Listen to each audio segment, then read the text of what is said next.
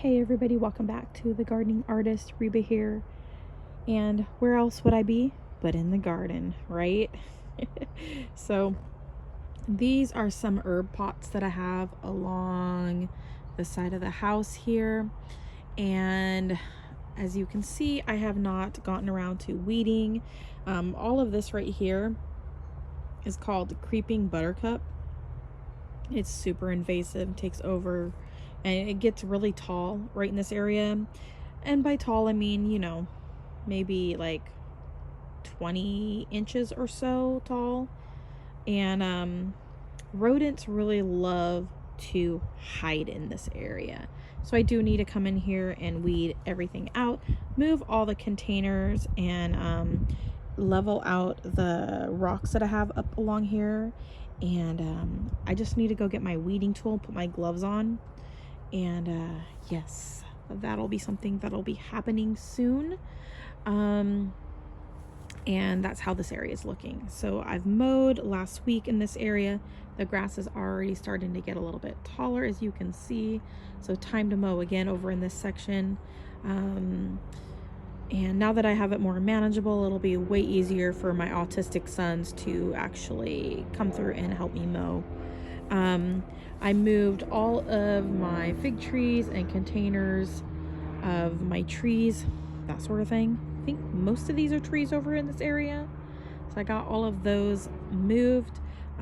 I do have some duplicates, so I'll probably be either doing some air layers off of some of these bigger ones and selling the air layers in a month or so, or I will be just selling the entire larger plant that I have duplicates of.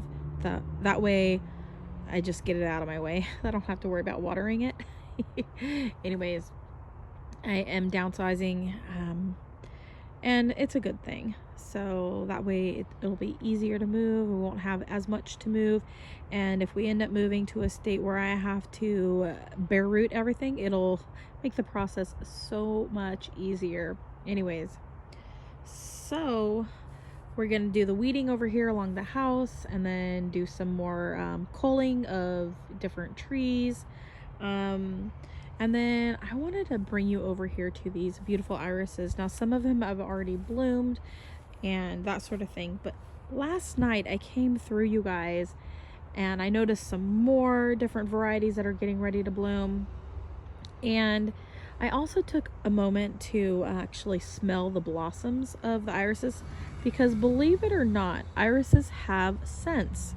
And you guys, these white node irises that are right here, they actually kind of have a spicy scent to them. And when I smelled them last night, they actually kind of almost had a spicy reminiscence of a cinnamon scent. And I kind of want to smell it again. And I'll let you look at the orange one really close up, maybe, or something else. Let me smell it really quick. So yeah, kind of like a spicy cinnamon smell, and very beautiful. So this one right here just opened this morning, and the tag said white node. Now these ones are beautiful. Now it is supposed to be copper sunset, I think, or ruffled copper sunset is what it's supposed to be, but they don't look anything like online images, so I'm not sure, but they are beautiful. And these ones actually kind of had a hint of a citrus smell to them, much like the color orange. And they're beautiful, absolutely gorgeous. I have this one down here getting ready to open up. It looks super dark. Look at that. I can't remember which one this one's supposed to be. Let's see here. That one is supposed to be I think not. I don't think that's the right one. Let me see here. Let's get down in here, you guys. You can look at a squash flower while I read. It says dark purple, so that's supposed to be a dark purple. That'll be nice. And then there's one here getting ready to open up. And next time I come through, I'll read the labels before I do my video. That way I can tell you exactly what the name is without having to get really bad camera angles. But beautiful. This one here was supposed to be a different variety as well. Trying to remember if I can think. It was supposed to be Go Chloe bearded iris, but again, this one didn't look anything like Go Chloe. It was a pinky purple marbling look to the iris, so it had marbling in the colors, so it didn't look anything like Go Chloe according to the online images I was able to find. Here's some more irises that are getting ready to bloom soon. And then this one I got from my neighbor across the street, and it is a grape Kool-Aid scented iris, and yes, it actually smells like grape Kool-Aid. Pretty cool. Coming down here, I'm noticing some of my irises are growing into the fence. Oh, let me move that out. I'm really excited for these ones right here. In this pot, I have this iris called Zesting Lemons, and it's supposed to have yellow in it. So I cannot wait for these to bloom. There might be another variety in here, and I do see a name on this one here, which I think is this one right here. And that one is supposed to be Concertina. So I think this one's supposed to be a pinky colored one, if I remember correctly. And this one back here is Zesting Lemon, so it's supposed to be a yellow type. So it might have white. I can't remember exactly, but I'll have to go back and look. I think it might be a combination of white and yellow, or it might just be all yellow. So I can't remember for sure.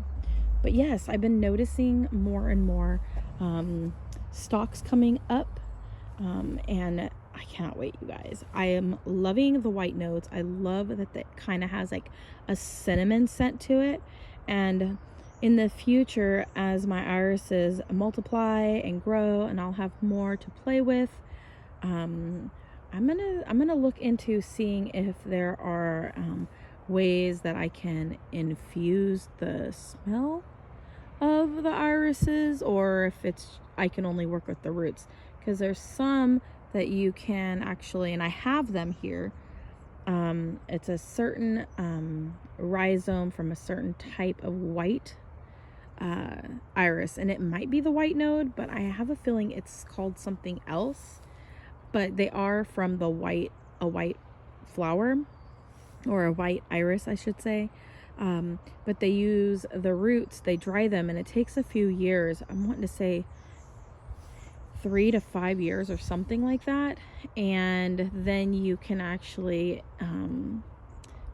soak the dried roots and in like some sort of tincture. I can't remember if it's alcohol or if it's in an oil.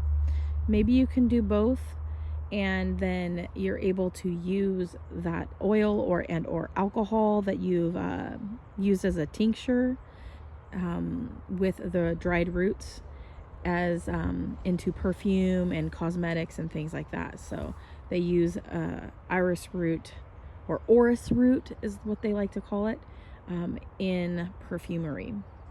Anyways, and I have some iris root drying that is from, I believe, some of these grape Kool-Aid ones. So I had gotten a whole bunch from my neighbor across the street. So I chopped up some of the older rhizomes, and since I had so many, and we'll see what comes of that. And I was just, even though I didn't have the proper air quotes of rhizomes for the orris root to create what I was doing, I do have a nice little bag of dried orris root now. It's just not the one that they generally use for perfumery. But I figured I'd give it a shot anyhow. Anyway, so that's how these beautiful fig trees are looking over here. I do have figs on them. I was very happily surprised, you guys, with the growth of this fig here on this one. And this is in a little 1 gallon pot. This one I believe is Bonavita. Let's see here. Pretty sure. Yeah, this one is Bonavita. And the little fig is looking great. And then I have these little dark ones on this one, which is Nero 600. I'm pretty sure.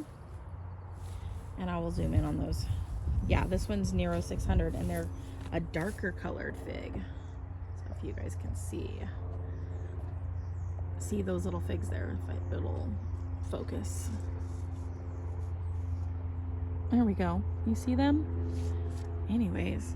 And then there was a surprise down here on, there we go. I had a little surprise. I lifted a leaf and I saw one hiding. There's one here, LSU Hollier. I've got a little fig on that one, which is exciting. It was another one on this side over here, I believe.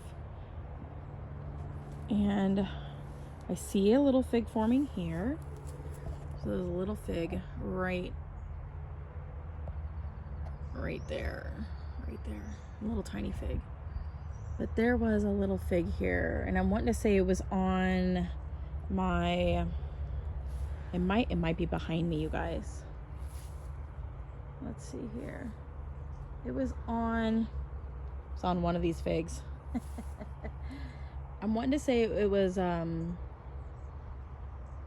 honey plum. And I think those are actually in a bigger pot. I think my honey plum is over in this section, maybe. I can't remember where they are. Yeah, it could be on this side or it could be on the other side. I can't remember for sure. But I was super excited because I have 2 fig trees. I have Rodgrod and honey plum. It was behind me that whole time, you guys. It's over here. Sorry to make you dizzy. It's over here. So, yep, there he is. He's hiding. Little fig hiding here. I'll zoom in. See him hiding right there? So I got a little honey plum developing. And that's exciting. So, and I've got some other figs along the fence that have figs on them. And I have some other figs. They're hiding throughout, you guys, and they're starting to pop up. So it's super duper exciting. So that's how this is looking. Now I was gonna have my kids mow this, but the grass was just so tall that I went ahead and just did it myself. That way when the kids go to mow next time for me, it'll be so much easier and they won't have to worry about anything. It'll just be way easier. Now I've got all this mulch on the ground here from our lawnmower is just not working as great as it used to be. It might be because the blades need to be possibly sharpened and or replaced, and or it could have been just the fact that the grass was just so tall and it just doesn't kick it into the bag anymore like it used to. So I moved all my gooseberries up against the greenhouse here, but I do need to find a different place to put them. And yeah, and then I've got a bunch of blueberries over here, and I got my cornelian and cherry trees over here, and I have my elderberries over in this section. For the most part, I think that's pretty much all I've got over here right now at this moment. Oh, I have some honeysuckle hidden in there, so I'm excited about that too.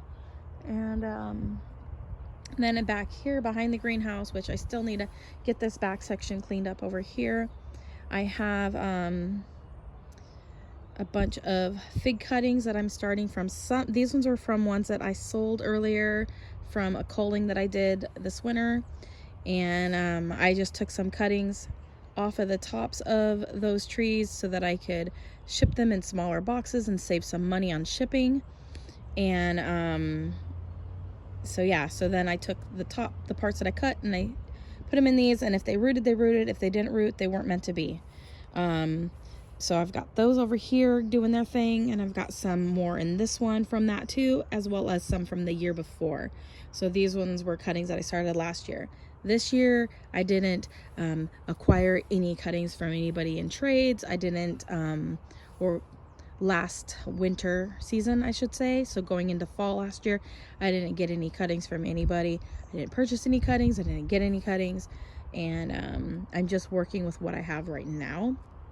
And I do believe I'm going to go ahead and I'm going to be getting rid of a lot of figs, you guys, here locally. I'm not going to sell online. And yeah, so this whole area over here is a mess now. I still need to clean up my plant stand over here in this section. I don't know. Oh, there we go. Right over here. I need to clean that area up. And I've been using this kind of as a potting area. So I've got my old chairs for my dining room table that they didn't work well, you guys. It just broke so quick. And it's kind of a bummer. And they got little sharp edges on the back where the metal was. If we got a grinder, we could grind those off and just have stools, because the bottom half of the chair works just fine. So I have 4 of those around here. And yeah, so there's 4 out here. But anyways, they work great as just stools alone without their backs. Anyway, so I need to clean this area up. Over here I've got some currants. Everything's kind of just a mess. The neighbors did go ahead and bring their fencing, privacy fencing down a little bit, which is great. I really love it. I think it looks awesome. And eventually I won't have this greenhouse. I think I'm going to get rid of it this year, actually. I was debating on whether or not to keep it, but I decided to go ahead and part with all my citrus trees, and then I won't have any need for the greenhouse, honestly. The majority of stuff can, there's a couple things I can just move up next to the house, and we'll just call it good. Because our house is just way too small. We don't have enough windowsill space. The cat occupies that area now, and yeah. So let's go into the greenhouse really quick. Now, I know based on my video, like the little stats that they have for videos, I was looking the other day, and it looks like people only watch about maybe a minute and a half to a minute, like 41 seconds is the average amount of time people even listen to my videos. So I don't know. I don't know if I should make long videos anymore. It doesn't look like people like to watch them. So anyways, maybe I'll just start making really short videos and just doing like, this is this plant, this is how this plant's doing. And leave it at that. And then occasionally do walkthroughs. So anyways, I have everything going on in here. My Keter planters are looking good. Let's see if there's anything popping up. I did plant some peanuts in this Keter pot here the other day, and I'm not seeing anything yet. Again, I've got some citruses in here, and I'm pretty sure I'm going to go ahead and part with all of them. If I keep any, I would only keep 2. That way I can overwinter them in my garage, and I don't have to like worry about them not doing well, because I'm sure I have space in my garage for at least 2. So, or I can make space. Let's say it that way. I noticed some of my cuttings that I got this year, some of them are doing great. These ones are struggling. These are the mulberries. They are struggling. So I'm just keeping an eye on them. I moved them here so they're down just a little bit further from the heat and not quite as high. And then I'm not sure if this loquat is surviving or not, but this leaf is still very pliable. And then these ones are not falling off. So I'm wondering, and it's still green down here. This one's turning all brown. So the gold nugget doesn't look like it's gonna make it. We got a little bit of green on this here. This is a arrowwood. It was doing really well, and then it didn't. I've got one gomi berry that looks like it's rooting really well. This other one's not doing so great. So that's how that's looking. I got currants over here.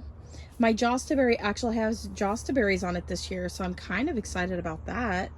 Let's see, there's one that you can see up here, and I saw there's a little cluster here too. There's one right, where are you? One there. And then I have another little cluster right here. So not a lot, but this is the first year this plant's actually given me any jostaberries. So I'm really excited about that. These cuttings down here are doing really well. These are the, I'm wanting to say, they're not gomi, they're autumn olives. I know some people will cut all of autumns because they can be very invasive, but I believe that God gave us all these different plants on this earth for a reason, and even the invasive ones are needed. All the species of plants are needed, even the ones we don't like, you guys. That's my take. These are, in this pot here, you guys, these are pomegranates. They rooted so nicely and they're looking so great. Lots of great growth. The rat has not messed with that one at all, so I'm excited. And then down here, I've got some firethorn here and some gooseberries, and these two here.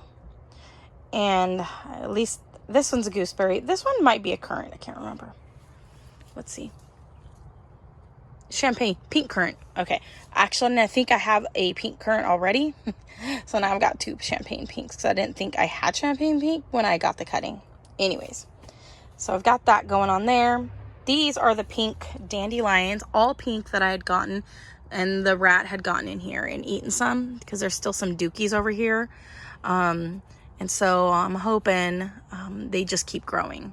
So I don't know if I'll get any flowers this year, but we'll see. And so that's how the currants are looking. I got some tea plants in here as well. Got a couple tea plants. I've got honeyberries in here. This is how some of the honeyberries are looking. They had a head start, and so some of them are bigger.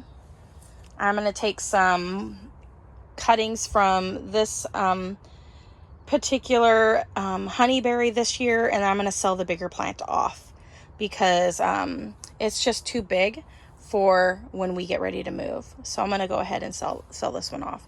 But look at how big that honeyberry is. Oh my goodness. That's the biggest one I've ever had produce on one of my plants here. All right, so that's how that's looking. And then all the tomatoes and all the peppers are looking really great. My peppers are getting bigger on this one down here, which is awesome. Let's see if I can zoom in so that you guys can see the plant a little bit better. And my lemon verbena came back right there, you guys, in the corner. And I don't remember what this is. It might be a broccoli. It might be a those little Brussels sprouts, possibly. It's growing more like one of those varieties. So that's what I'm thinking. This here is a kiwi, hardy kiwi, and it is vining up really nicely this year. It's the most growth it's ever had. Excited about that. Huckleberries bloomed. I don't know if I have any berries forming. And then these here are all the cuttings of the elderberries that I got this year to add to my collection. And I am kind of collecting elderberries. So I do have quite a few different varieties. I can't wait to plant these in the ground one day. And then this planter is doing really great. I've got lots of things planted that you can't quite see. I got a little sprout right there. You see that little sprout right there? That's from one of those little seeds that I put in here. That's a saltwort. So I'm gonna cover it up a little bit, you guys. That's the first time I've ever seen saltwort even sprout. So we will see how that all turns out. And then over in this section, I had planted some Thai basil, a whole bunch of it. And I have basil on a different part of my garden. I didn't want them to be planted right next to each other because they can cross. And if I want to collect seeds, I want them to be completely separate. All right, I want to show you guys my pepper plants. So right here, I have some different pepper plants. Now these are the cold hardy variety, and I'm not going to go into their names right now, but I have a male and a female. You have to have both in order to get peppers. They're doing phenomenal. And then I'm excited, you guys. My Telosco beans are coming up. There's the first one. Look at that. I planted that like, what, 3-4 days ago? So excited. Something came through here and broke this. I'm going to go ahead and pull this out. So no competition. Something came through and broke it. That's okay. The beans need this pot. So that's the first one. The other ones are going to be popping through here shortly, I'm sure. I'm going to pull this one out. That way the beans have room. And these little plants can come to the front. I think these might be, they look red. So I'm guessing they're probably from the seeds that came off of my Brussels sprout. So that's how that's looking. Anyways, you guys, that's pretty much it. I'm going to go ahead and end the video. I've got lots of little things happening. I had a bunch of the little flowering garlics that I had last year. They create those little tiny bulbs in the little flower heads. And I had a whole bunch of them. I don't know what varieties. They're all mixed now. All my garlics are all mixed, so I don't know what's what. Anyways, I kind of have an idea, a rough idea of what could be growing, but that's about it. They're all mixed. So all of these little, it looks like little hairs, those are all little garlic bulbs. So they'll be growing. Exciting, exciting. Anyways, you guys, thanks for watching. Comment, like, subscribe, click that bell button. Do all the things. Love what you grow what you love, and God bless. Bye.